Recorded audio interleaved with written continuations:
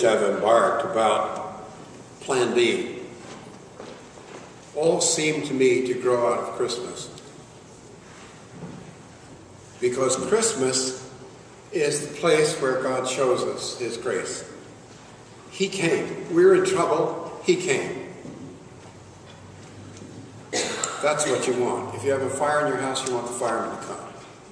If you call 911, you want the police or the emergency. You want them to come. And we were in trouble and God came. Today, the word about the relationship of our salvation, Plan B. God did not intend Jesus to die. That's Plan A. We've been over that now for a number of years, and I hope that it's firm in your mind. But Plan B, He was rejected. He was murdered. And He took it.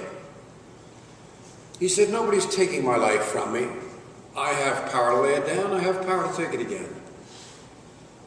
But greater love has no man than this, than a man lay down his life for his friends. So He just took what they were handing out.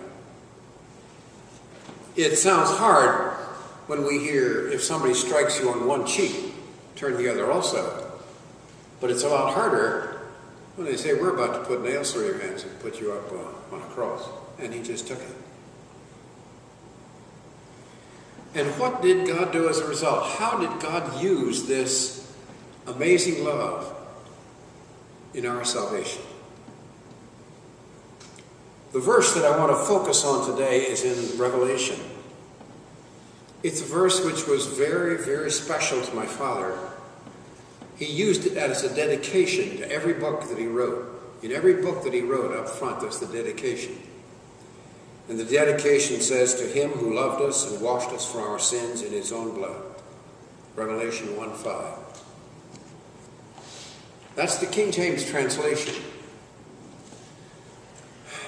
What translation do you have? Do you have a translation in your hand? Do you have a Bible in your hand? If you open to Revelation 1:5, you'll find something a little different.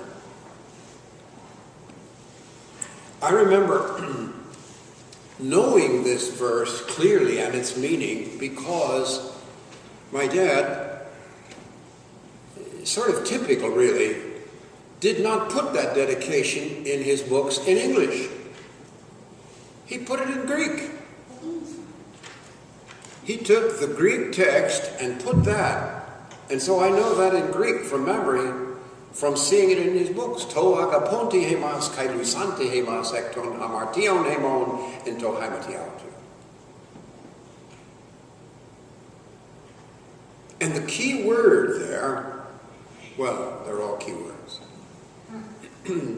But when you get to the end, what did He do with His own blood? Here it says in the King James, washed.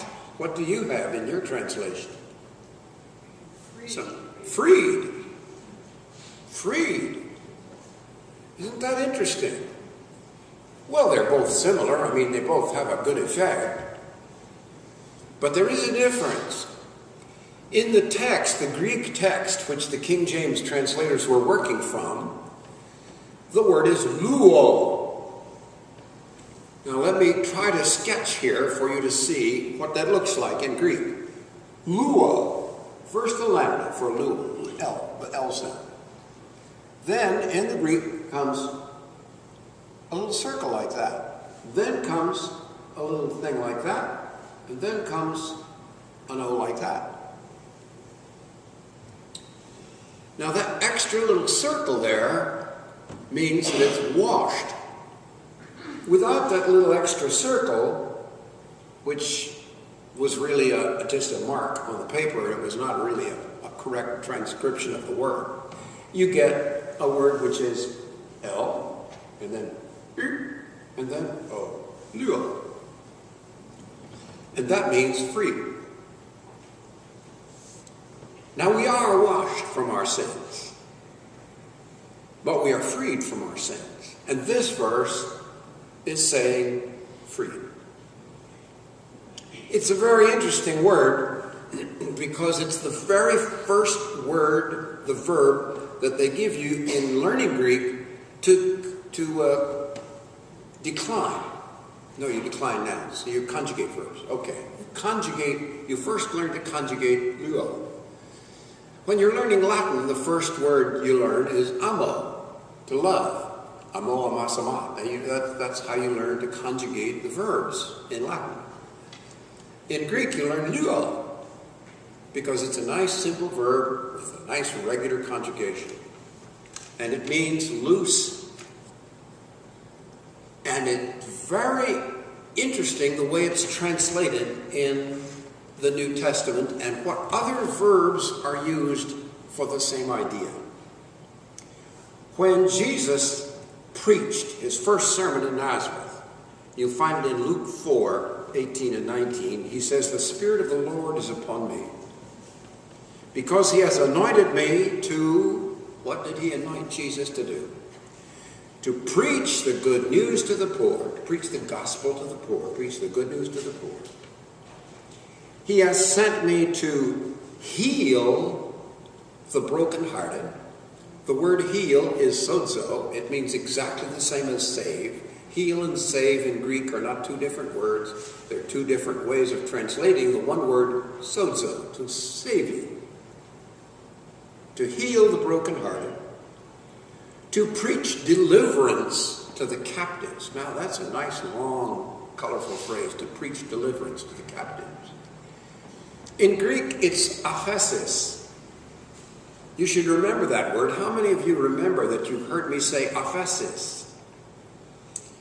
When Jesus was presiding over the Last Supper for his disciples, he said, "This is the blood of the new covenant for the aphesis of sins." Well, what does the aphesis of sins mean? I've told you it means to just do away with, go away, get rid of, just do away with. Here, in this part of the King James Version, it's translated deliverance. Preach deliverance to the captives. Total freedom, that they're just no longer captives. That goes away. Their status as captives is totally destroyed. They're delivered. The aphesis, deliverance, and recovering of sight to the blind. And then the King James says, "and to set at liberty them that are bruised." What's the Greek for to set at liberty? Aphesis. It's the same Greek word. To just preach that their situation of being bruised, it's gone. They're just totally delivered. When you look up the lexicons, it says that the lexical meaning